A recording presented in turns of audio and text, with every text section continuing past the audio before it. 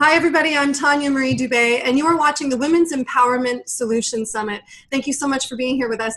I have the distinct pleasure of introducing my next guest. Her name is Sahar Nafal, and she is an award-winning entrepreneur, and she has over 2 decades of experience as a community leader and as an expert coach, mentor, and trainer. How are you today, Sahar? It's so nice. I'm doing wonderful, and I'm so excited to be here. I so appreciate you including me in this series. Oh, thank you so much for being here. I want to quickly let everybody know that Sahara has an amazing free gift for you that if you wait until the end, she's going to show you how to use it and how it can benefit you. So let's get into our conversation. So Sahar, can you please tell us what a community builder expert does and how that benefits women in business? I love that. Actually, this title was given to me because for the past 10 years, well, to be honest with you, I think I started building community when I was like 16 years old. Like I'm going back now to thinking of how I was the one who brought the family together, constantly starting groups, whether it's folkloric dance troops or women's empowerment groups. Like most of my life in college, I started groups. So I'm constantly finding communities that are in alignment with me or something that I'm passionate about and gathering people. So the past 10 years, I have been building the Bright Side of Life women's community in the San Francisco Bay Area. And what had happened is as I continued to build and grow, people would say, boy, you are so good at community building. You should be an expert. And I said, wow, community builder expert. I think that's a great title. And so what does it mean? It means bringing people together, connecting people together, specifically women, because as you know, this is the time for us women to come together in community. And I think, universally, it's time for us to really step it up. It's not just about us talking, but coming together in community and supporting. And this is one of my roles. How can I support women come together in community and thrive and grow at a much faster pace together rather than doing it individually? Yeah, and I have to say, I love your title so much better than networking expert. Yes, no. I was that at one point, but not anymore. But this one's so much more into the feminine side of what it means to bring women together in business and to discuss what we need to talk about. Right? Yes, would you say? Absolutely. Much, much more of the feminine side than the masculine, the go, go, go. Yeah. I love that. Okay, so I wanted to go into your background a little bit and just talk about what you've started for yourself and how you got to where you are today because of what you've been through. I love that. Thank you very much. So one of the topics that I absolutely love to talk about is belonging, because we all need to belong and be part of community. So I don't want to go back way when I was born, but most of my life I have felt a sense of lack of belonging because of my culture, my heritage, my faith or my parents' faith. A lot of countries or places that I've lived never felt a sense of belonging. And in 2008 or 7, end of 2007, I found myself that I no longer belong in the marriage that I was in. And so both my girls and I decided to make a commitment and leave that. And with that, I felt myself alone. So I started a group in my family room. It was unfortunately a very unhealthy relationship, abusive relationship. And I needed to not have my girls grow up in that environment. So what I wanted to do to nurture that part of me, and my family were in Jordan at the time, I'm Palestinian, and I didn't have a lot of community. So I decided to start a more or less a community bringing women together in order for me to be nurtured by the feminine and supported, and a therapy session, right, for free. Yeah, exactly. Yeah. What I didn't know is these women were so hungry for gathering, and it started to grow and grow and grow. And I started to grow spiritually. I started to grow emotionally. I started feeling a sense of community and love and connection. And I thought, wow, this is really awesome. And I had absolutely no clue, Tanya, that one day it will be a business where it, made me enough money to have an amazing lifestyle and put both of my girls through college as a single mom without support from anyone. Good for you. Yeah, so that's how the Bright Side of Life started. And the exciting thing is February 23rd or 24th, we celebrate our 10-year anniversary. Yay! Yay! And I'm so excited about it. So congratulations. That's fantastic. I Yeah. have to commend you for getting yourself out of a really bad situation. And you said one thing that you just said that stuck out to me was that you were in alignment with your daughters, and the three of you together, you have two daughters, right? Yes, I do. Together made the decision Yes. this wasn't good enough for you. Yes. Yes. The chaos, the abuse, the screaming, all of that, the adversities, it's not. Now, we went through a lot of other adversities. I call it the dark, the bright side of life is the name of my business, right? Yeah. So from the dark side of life, we stepped into the bright side of life. So the name of the bright side of life was metaphoric to us. Wow. And the only way that you can get there is by going through the pain of transformation, right? Absolutely. We were going through, yes, the dark side of life was foreclosure, bankruptcies, IRS auditing, divorce, child support courts. Everything you could ever imagine was happening at once. Yeah. And it was so tough and so hard. And yet we kept going. Every single month, I looked forward to going to the bright side of life. That was, the light at the end of the tunnel.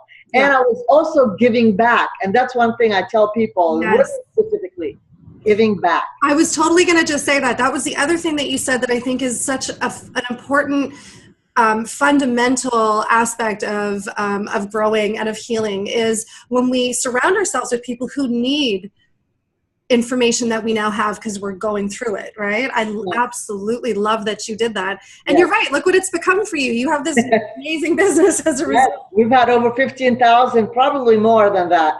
I've been saying 15,000 for a few years. I think it's about 20,000 who have been through the Bright Side of Life experiences, workshops, live events, everything, mentoring. I've been mentoring few women as well. So it's been an amazing journey. Good for you. You're awesome. I absolutely love that I've met you. Thank you.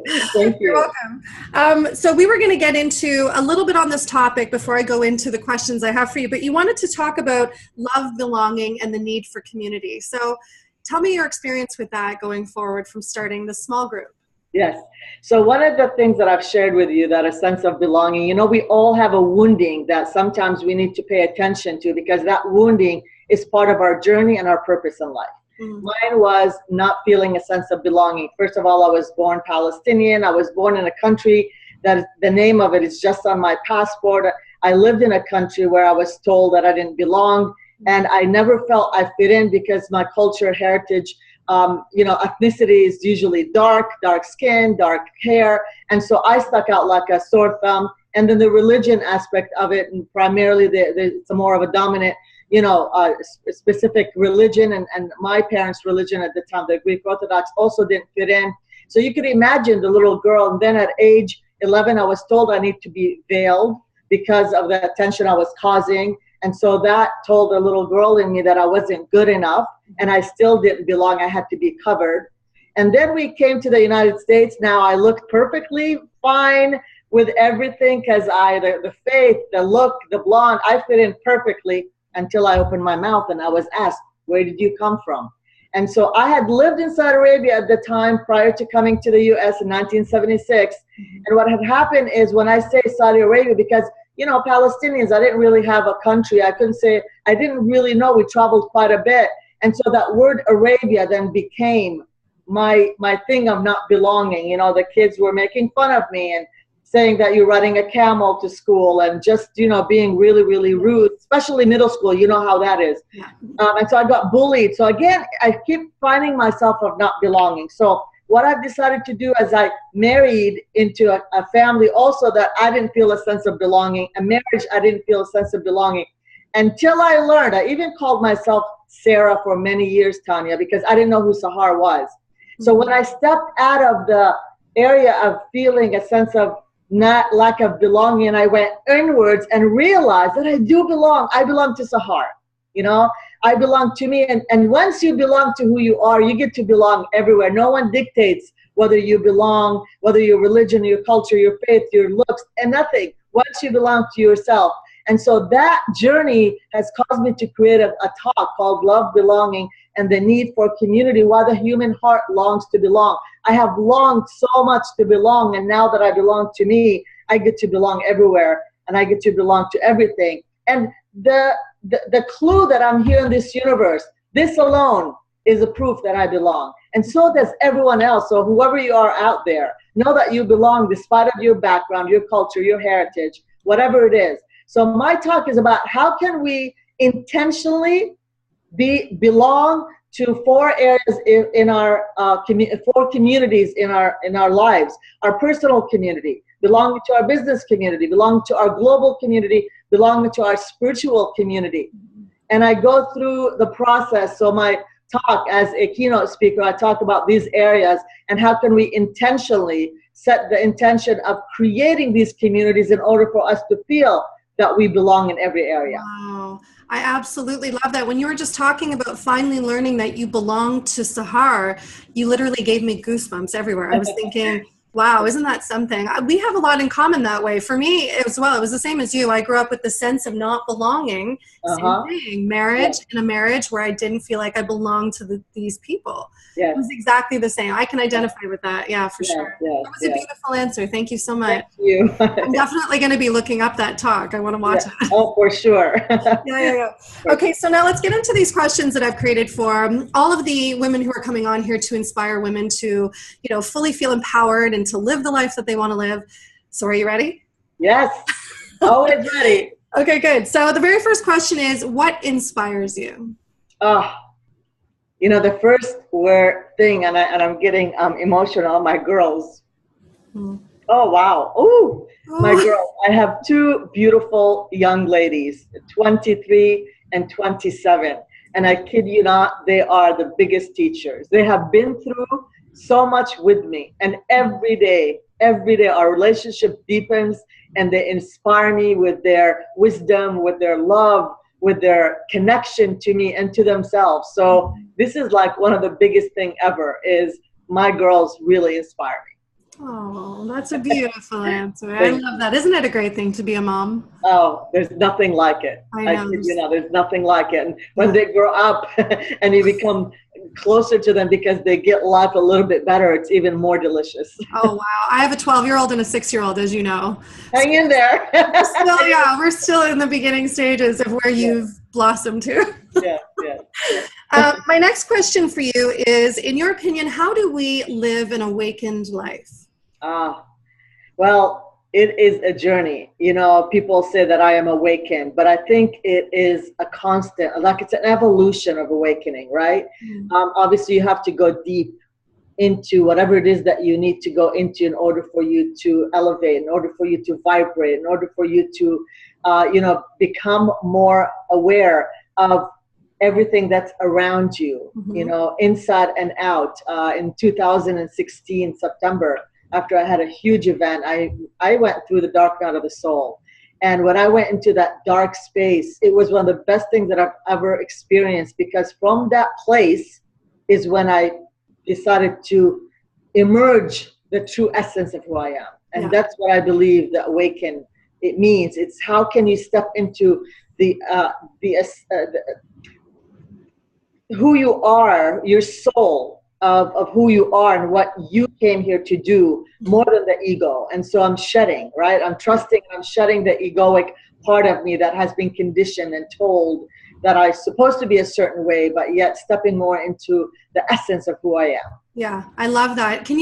Would you explain really quickly for everyone who's watching who doesn't know what the dark night of the soul is? Okay, Can you just briefly talk about our spiritual community, it's actually has another name for it, and it's called like a spiritual depression, believe it or not, where your soul is no longer in alignment with what you're doing currently. So I've been leading events and doing big events or being a leader for the past 10 years, but I was operating from the masculine. It was a go, go, go, go, go. And obviously it served me because I had two beautiful girls that I wanted to take care of, and I was the main provider. I want to make sure they go through college. And so when you are not in alignment with what you're currently doing, or what your physical is currently doing, and what your true purpose is, you hit a wall. And you go through this really dark space and dark area, and everybody experiences it differently, but I do invite you to go and look it up, and it'll give you more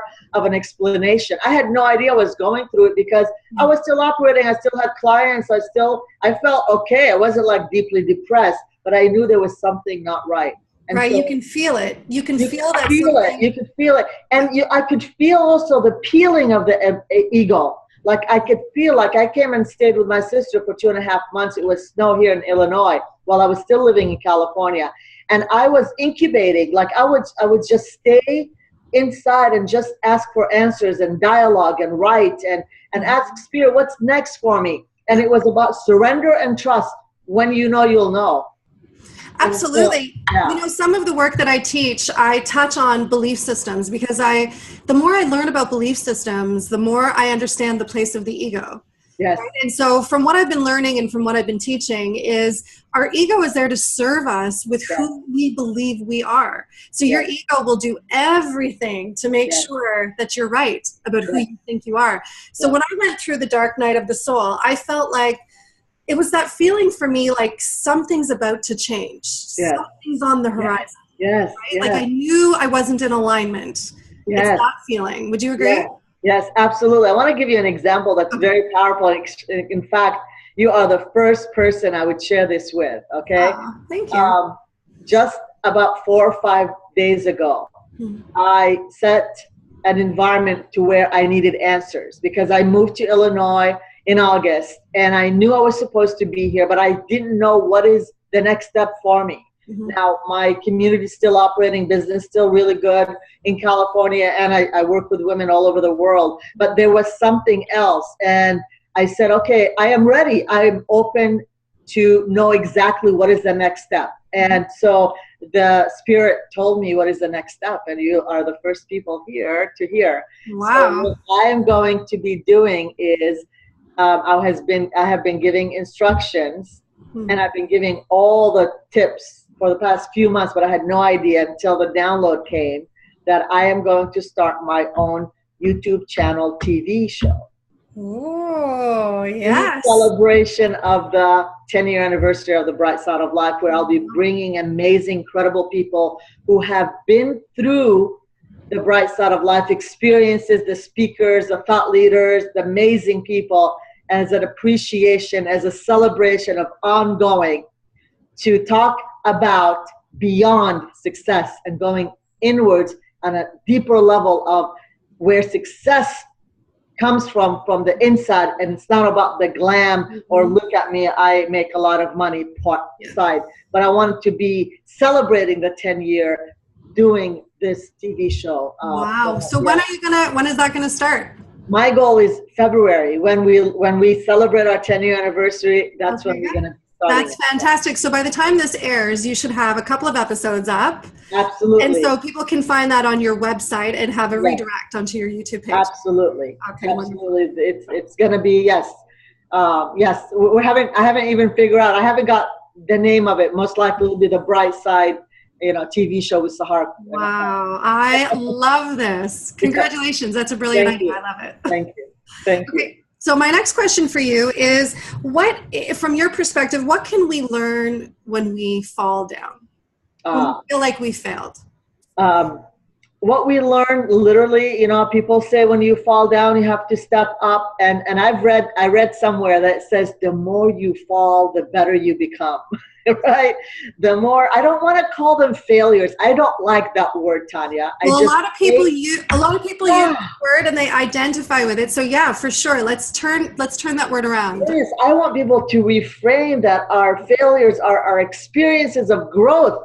Yes, every time you step back and you figure out this is not in alignment with you, you are not, where you're supposed to be, it takes you a couple of steps back in order for you to see the vision further, and then you experience whatever it is you experience, and it, bam, it pushes you forward. So the experiences are what I call, and the more experiences that you have, the more quote-unquote falls and quote-unquote failures, the higher you're going to be able to bounce. The higher you're going to be able to get to wherever it is you're supposed to get. Oh, I love that. And the only way that we can move forward, whenever we're feeling stuck or we have blocks, is to go there. Have as many experiences as you can. Yes, I just got a message, I'll tell you. Yes. Masculine is keep going and going and going and going and not stopping until you hit the wall. The feminine is about us walking a couple of steps, going backwards. Yes. Readjusting, walking further, going backwards, readjusting with ease and grace Yes. until That's you don't have right. to hit the wall. You don't Yes. have to. I love that because we do operate differently, and it's important to understand. Like I was just saying to you before we got on the recording, I need to balance, and a lot of us feel this way. We need to learn to balance our masculine and feminine energy so that we know how to use it. You know, we know how to use it to benefit us. We know how to use it to be a part of our strengths and not our weaknesses, right? Yeah, absolutely. I love that you just said that. Thank Thank you. you. Thank you. Okay, so my next question for you is, how do we find the strength and the spirit then to get back up? It's your why. It's your why. We all have the why. We Mm-hmm. all have a why of why we exist. We all have the why of who we are and what we signed up for in this lifetime. Mm-hmm. We all have the why. And when we figure out our true essence of the why and who we are as teachers, as mentors, as leaders, as moms and dads, who we are, the essence of what it is that we signed up for in this lifetime is how we're able to keep looking forward, being conscious and aware of what it is that you are here to do. I believe is the best way for us to keep moving forward. Yes. And so with that, you have to do a lot of inner work, and you have to do a lot of, checking inside rather than looking only on the outside. Those who are lost are constantly seeking things from the outside rather than looking the inside. So That's such a good point. So would it be safe to say that your girls are your why? Or was my girls are my why. They are part of my why. And also the women that I can be fully an example for as I continue to evolve, I continue to vibrate at a higher level. I continue to counterbalance the negative and the positive of our world. The better you are, the more you could counterbalance the negative.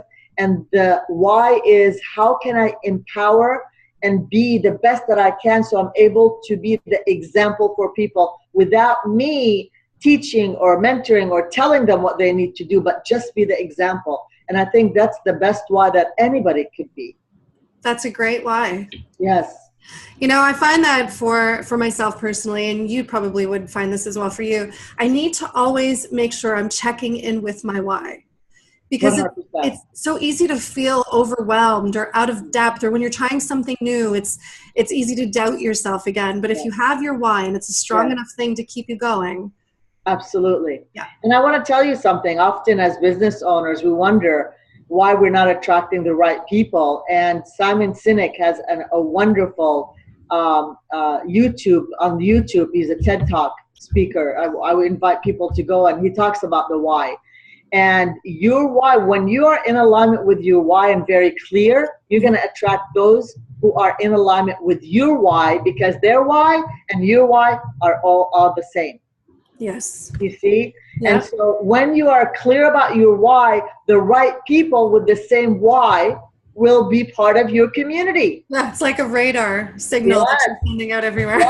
Yes, exactly. Your personal community, your business community, global community, your spiritual community. All these communities are in alignment with your why. So you have to be really, really clear about it. Wow, I love that. Thank you for that lesson. I think it's just really important to have an understanding of what your why is and why it's necessary. Yes. Yeah, all right. Thank you. My next question for you is, what is the most difficult decision you have had to make to pursue your destiny? So the most recent one, we all have many decisions we have to make. The most recent one is to really completely surrender, Tanya, to what is my calling. And so when I needed to know that I had to come here to the Midwest, like leaving California with a huge community of women that I've built the past 10 years, and having a knowing that I'm supposed to be here because it's time for me to launch my global career, being a keynote speaker and having a TV show and sharing my wisdom and brilliance with thousands and millions of people, rather than just staying in my local community and feeling safe there. The hardest decision was for me to work with my little girl to make sure she's safe and that it is okay, and to completely surrender without even knowing what is supposed to happen, and just follow the knowing that I'm supposed to be here. And I just put everything in storage. And I began my journey of doing the inner work, making sure my little girls feel safe. And in August, I moved here and I had no clue what I was supposed to do. Continued to work with my amazing clients and mentors, and the universe provided all the right clients effortlessly in order for me to stay focused on my next why. Until a couple of days ago, as I shared, my next step for my journey is to start this. So it's amazing. It is not easy to surrender, but it is a must for everyone, especially women. Oh my gosh, it's a must just because it clears that block, right? It clears this block of feeling like you're not good enough. I find, right? When you surrender, when you, for people who have never had to do this before, it's like taking a leap of faith, right? 100%. And just having faith that you know what you're doing and that the universe will provide for you. One of my favorite quotes is, if you knew who walked beside you at all times on that path that you have chosen, you could never experience fear or doubt again. Is that person for you, God? It is. It's God, it's spirit, it's angels, it's guides, it's my mom. Passed, she passed 7 years ago. It is, there's a who walking beside me at all times. And each and every one of us, when we know that we are not alone. Yeah. So would you say, can I ask you then on a spiritual note, because we're talking about having guides walk with us, or angels, do you ever find yourself doing any kind of visualizations where you hand over the stress and sort of like the burden to whoever is walking with you through this life, so that you feel open and free to expand and to rein in? So what I do is I say yes to being supported. I say yes to the guidance, and I surrender to whatever it is I'm supposed to be doing. Okay. I love how you're saying to give the burden, but I've never heard that said. But if that's what works for you, that is awesome. For me is to say, I am here, I am open to receiving. Last year my word was surrender. This year is receiving. I want to be open to fully receive whatever gifts the universe, whatever clues, whatever it is I'm supposed to be receiving. And so when I receive guidance is when I feel at ease. And when I know that when I did surrender, things became more with ease and grace. Yeah, wow. And what I noticed too about that then, because you've just said this now, is that you are in alignment with your spirituality, and that as soon as you're receiving a piece of information, you act on it. Yes, I do. That's you so important. asked me earlier, would you like to see the questions? And what did I say? No. I said, Spirit will support me and guide me, because I am speaking to you, fully open to receiving whatever it is I'm supposed to be sharing for whoever it is that's supposed to be witnessing and seeing this episode. Oh, I love that. That's awesome. Thank you. Thank you. Okay, I have a few more for you. In your opinion, what is the purpose of the human experience? Well, I know many have heard this, and I just shared that with a friend who didn't understand that we are experiencing, like we're humans, we are spirits experiencing humanity. We are not humans experiencing spirituality. So we are born here as a spirit first. Yes. Right? Yes. And so when we know that, things again become more in alignment, where we need to figure out what it is about our physical that we need to do right? Self-care is so important. Eating healthy, working out, constantly making sure that you are physically taken care of, because that soul that made a choice to embody your physical needs to be honored, so your physical is able to carry it. Yes, I love that. I was just talking about this last night with one of my peers. We were talking about the importance of self-love and making it an appointment in your day book, just like any other appointment, a non-negotiable meeting, that you can't leave. You have to stick to it no matter what, so that you don't end up going to the back of the line of when you should do your meditation or when you should exercise. So here's what I do. My daily agenda, when I write it, I put, I don't know about you, but I am a list person, like in order for me to stay. So every 5 lists, I put Love Sahar. Oh. Buy this, do this, send this, love Sahar. So Oh, that's it's on beautiful. my daily to-do list is to love Sahar. That's lovely. I And love that. I Yeah. have self-care list. Did I do my nails? Did I go get my hair done? Did I get a massage, chiropractor? Did I get my spiritual connection? Did I go out and have fun with our friends? Did you go connect to your sister who now lives, I live close to her? Like all the list of things that to do for my self-care to take care of me. Exercise, work out, eating healthy. Did I buy my fruits and vegetables? Like I do a to-do list. It's not about self-care is important. Like I take action on, and I take my self-care so seriously. And I love that you put an action word in front of all of that. Do nails. Yes. Get a massage. So it's not just massage, nails, what have you. No. I also, so one of the things that somebody mentioned to me last night that I loved on this topic of self-care is she sets an alarm at 3:00 in the afternoon on her phone to go off that says breathe. Oh, I like that. Right? Yeah, that's a great tip. Just breathe. I know, and she works for herself, and she's done the go and the rat race of it all. Yeah, just breathe. I love that. I get up and belly dance. Oh, do you really? After a few hours of working, I put on my favorite Middle Eastern music, and I just dance because that's again a feminine. I love that. Staying in the feminine, the physical, I belly dance, and I feel so good, and back on work again. That's awesome. I love it. I love that breathe. That's a great. I'm going to actually do that. Awesome. So am I. Yeah. Okay, 2 questions left to go. So the next question for you is, what advice would you give your younger self? That's a very good question. What advice? That she is loved unconditionally, that she is perfect as she is, and that she is divine, she is magnificent, she is beautiful, and she is loved. That's lovely.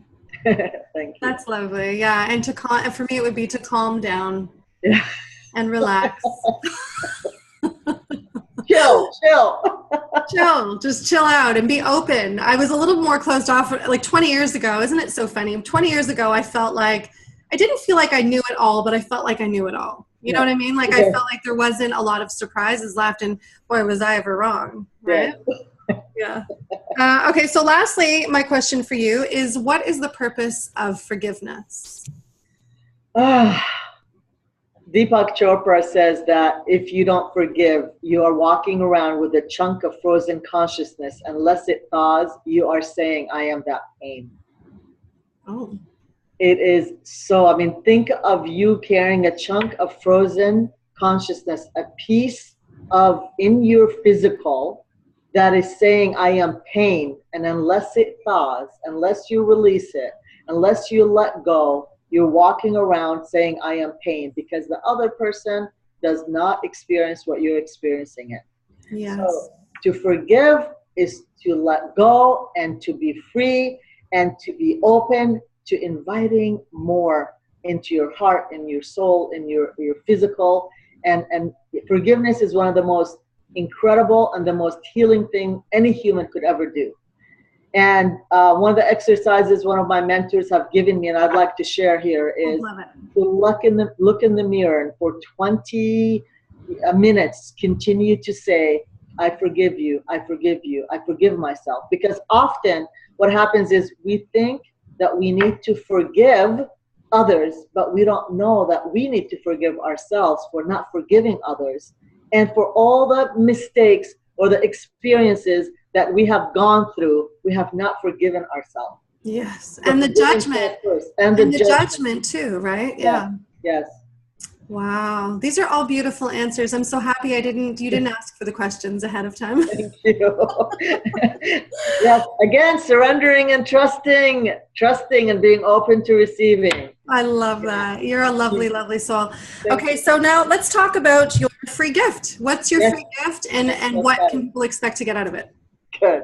So one of the things that I absolutely love, and one of my inspiration, is to empower and inspire women to step into their leadership role, leading their own gatherings, circles, events, community, building community, and just being more, stepping into more of who they are, because when you lead community, you grow so much. It is not funny. It's amazing. So I have invited each and every one of you who's resonating with community building and wanting to create your own community to reach out to me. And I am going to give a half an hour to 45-minute complimentary conversation that I call it. I don't want to say session, but it's a conversation to see if you are ready to step into your leadership. And for those of you who already have events and you want to attract more people that are in alignment with your why, I could support you and help you get more people or spirits, souls in the seats.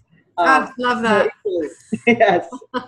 That's fantastic. So before we wrap up, do you have any last words you'd like to share? Yes, I want to say thank you. I want to thank your soul for connecting with my soul and inviting me to be with you today, so I'm able to share whatever is in my heart with those who are watching. And I just want to acknowledge you for saying yes to your purpose, Tanya, and for your journey and to your calling and of empowering so many women. Much love and appreciation to you. Thank you. Thank you. That was really lovely. Thank you so much. I just want to say thank you to everybody for watching. This has been a fantastic interview for this last 45 minutes I think we've been running. Yeah. As always, Sahar and I would love to know what you think about today's interview. So if anything resonated with you, or you feel like you want to use a piece of this in your life, or you have an experience that you want to share, please respond to this email and let us know what you think. We would love to know how you're going to use this information. Absolutely. So thank you so much, Sahar, for being here. Thank you very much. And thank you to everybody who is watching the Women's Empowerment Solutions Summit. This is a place where you're going to learn how to boldly live the life you want, overcome your fears, and become the woman that you were always meant to become. Thank you so much, everybody. Talk to you soon. Bye-bye. Bye-bye.